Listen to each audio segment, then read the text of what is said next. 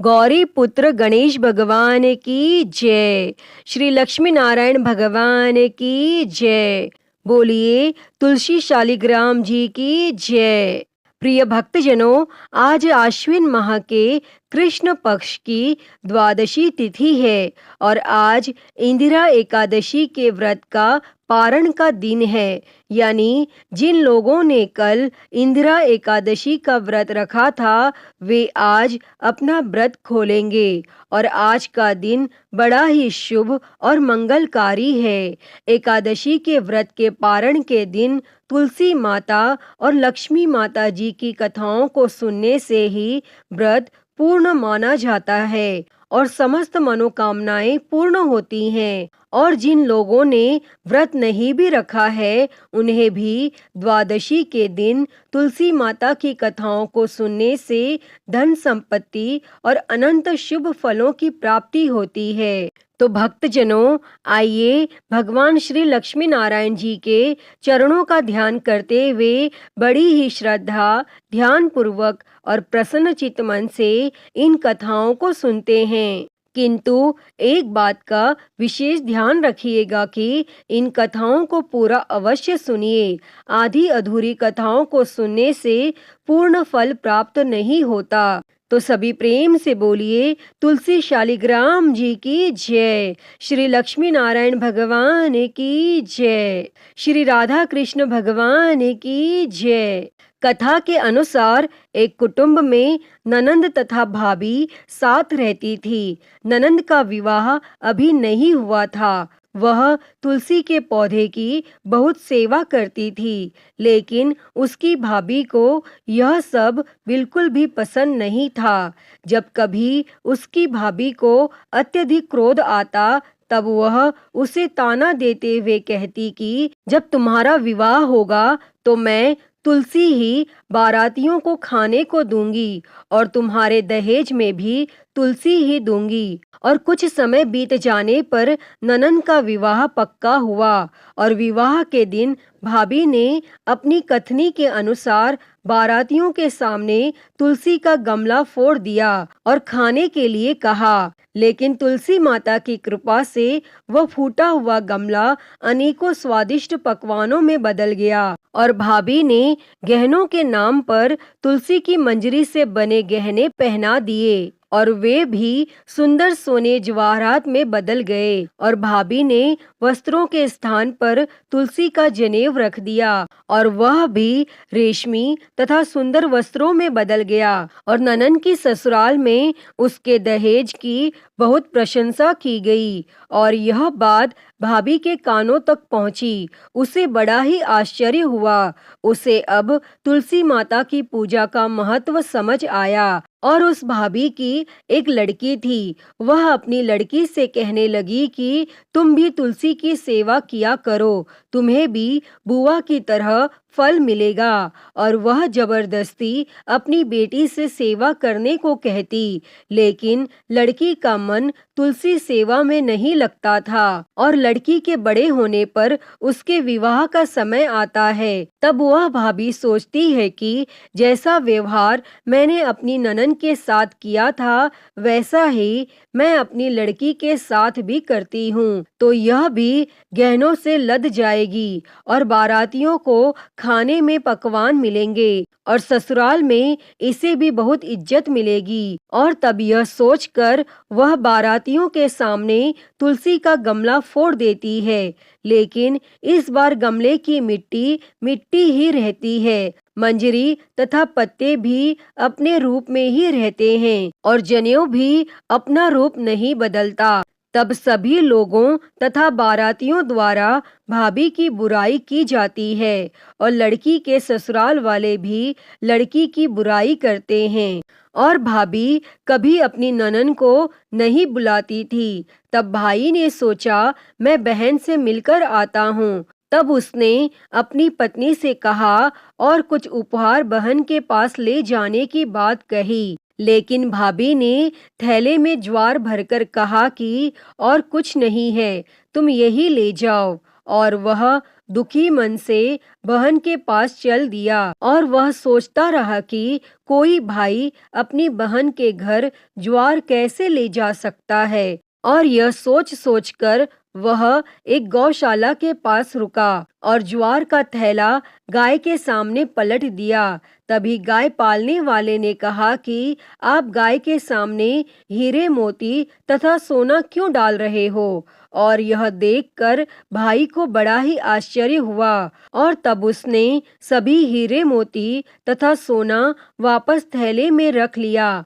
और भाई ने यह सारी बात अपनी बहन को बताई और बड़ी खुशी खुशी उसने सारे हीरे मोती और जेवर अपनी बहन को दे दिए और दोनों भाई बहन एक दूसरे को देखकर अत्यंत प्रसन्न हुए। अतः हे तुलसी माता, जैसी कृपा आपने ननन पर की, वैसी ही कृपा इस कथा को कहते, सुनते और हुंकारा भरते सभी पर करना। तो सभी प्रेम से बोलिए श्री तुलसी शालिग्राम जी की जय, श्री लक्ष्मी नारायण भगवान की जय।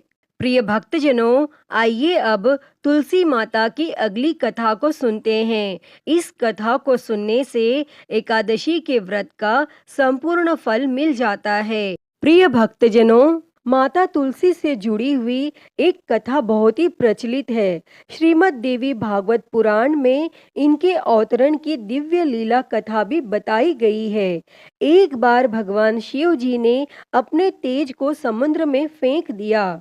उससे एक महातेजस्वी बालक ने जन्म लिया। यह बालक आगे चलकर जलंधर के नाम से पराक्रमी दैत्य राजा बना। इसकी राजधानी का नाम जालंधर नगरी था। दैत्यराज कालनेमी की कन्या वृंदा का विवाह जालंधर से हुआ। जालंधर महाराक्षस था। अपनी सत्ता के मद में चूर उसने माता लक्ष्मी को पाने की कामना से युद्ध किया, परंतु समुद्र से ही उत्पन्न होने के कारण माता लक्ष्मी ने उसे अपने भाई के रूप में स्वीकार किया और वहां से पराजित होकर वह देवी पार्वती को पाने की लालसा से कैलाश पर्वत पर गया और वह जालंधर भगवान देवाधिदेव शिव जी का रूप धरकर माता पार्वती के समीप गया, परंतु मां ने अपने योग बल से उसे तुरंत पहचान लिया तथा वहां से अंतर ध्यान हो गईं। तब देवी पार्वती ने क्रुद्ध होकर सारा वृत्तांत भगवान विष्णु को सुनाया और जालंधर की पत्नी वृंदा अत्यंत पतिव्रता स्त्री थी। उसी के पतिव्रत धर्म की शक्ति से जालंधर न तो मारा जाता था और न ही पराजित होता था। इसीलिए जालंधर का नाश करने के लिए वृंदा के पतिव्रत धर्म को भंग करना बहुत जरूरी था। इसी कारण भगवान विष्णु ऋषि का वेश धारण कर वन में जा पहुँचे और जहाँ वृंदा अकेली भ्रमण कर रही थी और भगवान के साथ दो मायावी राक्षस भी थे, जिन्हें देखकर वृंदा भयभीत हो गई और भगवान विष्णु जो कि ऋषि के वेश में थे, उन्होंने वृंदा के सामने पल में दोनों को भस्म कर दिया और उनकी शक्ति देखकर वृंदा ने कैलाश पर्वत पर महादेव के साथ युद्ध कर रहे अपने पति जालंधर के बारे में पूछा। तब ऋषि ने अपने माया जाल से दो वानर प्रकट किए। एक वानर के हाथ में जालंधर का सिर था तथा दूसरे हाथ में धड़। और अपने पति की यह दशा देखकर वृंदा मूर्छित होकर गिर पड़ी और होश में आने पर उन्होंने ऋषि रूपी भगवान से विनती की कि वह उसके पति को जीवित करें। तब भगवान ने अपनी माया से पुनः जालंधर का सिर धड़ से जोड़ दिया, परंतु स्वयं भी वह उसी शरीर में प्रवेश कर गए।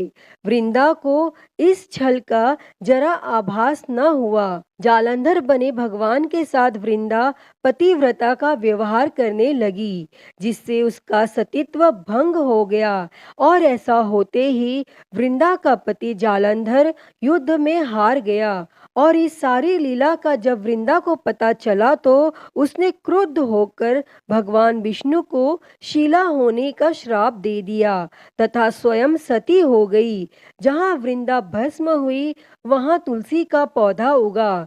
और भगवान विष्णु ने वृंदा से कहा, हे वृंदा, तुम अपने सतीत्व के कारण मुझे लक्ष्मी से भी अधिक प्रिय हो गई हो। अब तुम तुलसी के रूप में सदा मेरे साथ रहोगी। और जो कोई भी मनुष्य मेरे शालिग्राम रूप के साथ तुलसी का विवाह करेगा उसे इस लोक और परलोक में विपुल यश प्राप्त होगा। प्रिय भक्तों, जिस घर में तुलसी होती है वहाँ यम के दूत भी असमय नहीं जा सकते। गंगा व नर्मदा के जल में स्नान तथा तुलसी का पूजन बराबर माना जाता है। चाहे मनुष्य कितना भी पापी क्यों न हो, मृत्यु के समय उसके प्राण मंजरी रहित तुलसी और गंगा जल मुख में रखकर निकल जाते हैं। वह पापों से मुक्त होकर बैकुंठ धाम को प्राप्त होता है। जो मनुष्य तुलसी व आंवलों की छाया में अपने पितरों का श्राद्ध करते हैं उसके पितर मोक्ष को प्राप्त होते हैं। तो सभी प्रेम से बोलिए, तुलसी शालिग्राम जी की जय, श्री लक्ष्मी नारायण भगवान की जय। प्रिय भक्तजनों, आइए अब तुलसी माता और भगवान गणेश की कथा को सुनते हैं। इस कथा को सुने बिना तुलसी विवाह व्रत पूर्ण नहीं माना जाता। एक समय नव यौना संपन्न तुलसी देवी नारायण परायण होकर तपस्या के निमित्त से तीर्थों में भ्रमण करती हुई गंगा तट पर पहुंची। वहां पर उन्होंने गणेश जी को देखा, जो कि तरुण युवा लग रहे थे। अत्यंत सुंदर, शुद्ध और पीतांबर धारण किए हुए थे। आभूषणों से विभूषित थे। सुंदरता जिनके मन का अपहरण नहीं कर सकती, जो कामना रहित, जितेंद्रिय में सर्वश्रेष्ठ, योगियों के योगी तथा जो श्री कृष्ण की आराधना में ध्यानरत थे। उन्हें देखते ही तुलसी का मन उनकी ओर आकर्षित हो गया। तब तुलसी उनका उपहास उड़ाने लगी। तब ध्यान भंग होने पर गणेश जी ने उनसे उनका परिचय पूछा और उनके वहां आगमन का कारण जानना चाहा। और भगवान गणेश जी ने कहा, माता, तपस्वी का ध्यान भंग करना सदा पापजनक और अमंगलकारी होता है। शुभे भगवान श्री कृष्ण आपका कल्याण करें। मेरे ध्यान भंग से उत्पन्न दोष आपके लिए अमंगलकारक ना हो। तब इस पर तुलसी जी ने कहा, प्रभु, मैं धर्मात्मज की कन्या हूँ और तपस्या में संलग्न हूँ। मेरी यह तपस्या पति प्राप्ति के लिए है, अतः आप मुझसे विवाह कर लीजिए। और तुलसी की यह बात सुनकर बुद्धि श्रेष्ठ गणेश जी ने उत्तर दिया, हे माता, विवाह करना बड़ा भयंकर होता है।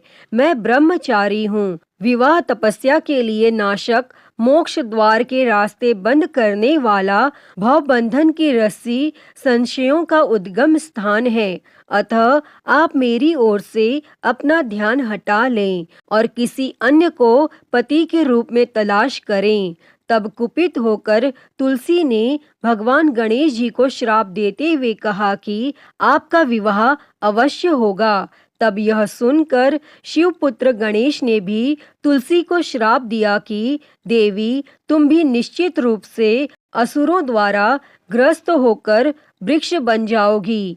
और इस श्राप को सुनकर तुलसी जी ने व्यथित होकर भगवान श्री गणेश की वंदना की। तब प्रसन्न होकर गणेश जी ने तुलसी से कहा, हे मनोरमे, तुम पौधों की सारभूता बनोगी और समयानंतर से भगवान नारायण की प्रिया बनोगी। सभी देवता आपसे स्नेह रखेंगे, परंतु श्री कृष्ण के लिए आप विशेष प्रिय रहेंगी। आपकी पूजा मनुष्यों के लिए मुक्तिदायिनी होगी। तथा मेरे पूजन में आप सदैव त्याज्य रहेंगी। ऐसा कहकर गणेश जी पुनः तप करने चले गए और इधर तुलसी देवी दुखित हृदय से पुष्कर में जा पहुंची और निराहार रहकर तपस्या में संलग्न हो गईं।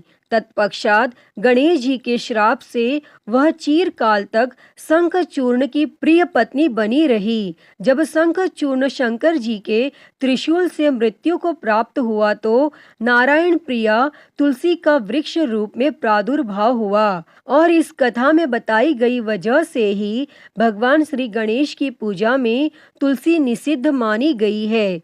किंतु तुलसी माता को समस्त पूजन कर्मों में प्रमुखता दी जाती है। साथ ही मंदिरों में चरणामृत में भी तुलसी जी का प्रयोग होता है तथा ऐसी कामना होती है कि यह अकाल मृत्यु को हरने वाली तथा सर्व व्याधियों का नाश करने वाली हैं। तो सभी प्रेम से बोलिए श्री तुलसी शालिग्राम जी की जय, श्री लक्ष्मी नारायण भगवान की जय। प्रिय भक्तजनों, आइए अब सुनते हैं तुलसी माता से जुड़ी हुई एक और कहानी।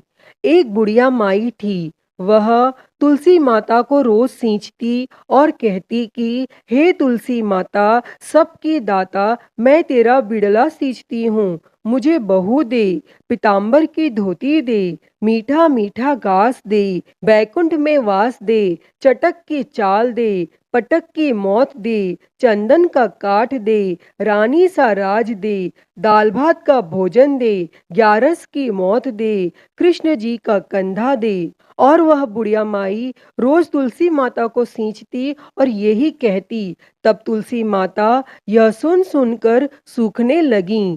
तो एक दिन भगवान श्री कृष्ण ने पूछा कि हे तुलसी, तुम क्यों सूख रही हो? तब तुलसी माता ने कहा कि एक बुढ़िया रोज आती है और यही बात कह जाती है, मैं सब बात तो पूरा कर दूंगी, लेकिन कृष्ण का कंधा कहाँ से लाऊंगी? तब भगवान श्री कृष्ण बोले, जब वो मरेगी तो मैं अपने आप कंधा दे दूंगा, तू बुढ़िया माई से कह देना।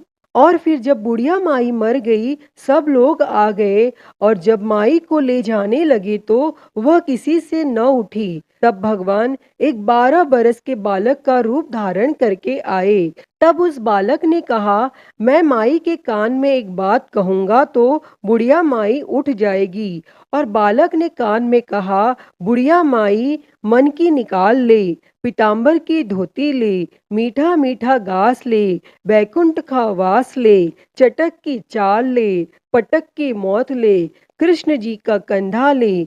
तब यह सुनकर बुढ़िया माई हल्की हो गई। तब भगवान श्री कृष्ण ने कंधा दिया और बुढ़िया माई को मुक्ति मिल गई।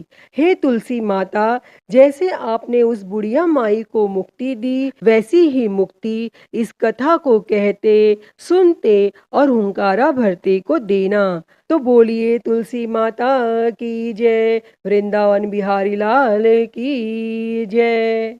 तो भक्तों, मैं उम्मीद करती हूँ कि आपको आज की यह कथा पसंद आई होगी और अगर वीडियो अच्छी लगी हो तो इसे लाइक करें, ज़्यादा से ज़्यादा शेयर करें और कमेंट में तुलसी माता की जय लिखना ना भूलें। और हरिहर भक्ति चैनल पर आप नए हैं तो इस चैनल को सब्सक्राइब कर नोटिफिकेशन बेल को ज़रूर ऑन कर लें। हर हर महादेव। धन्यवाद।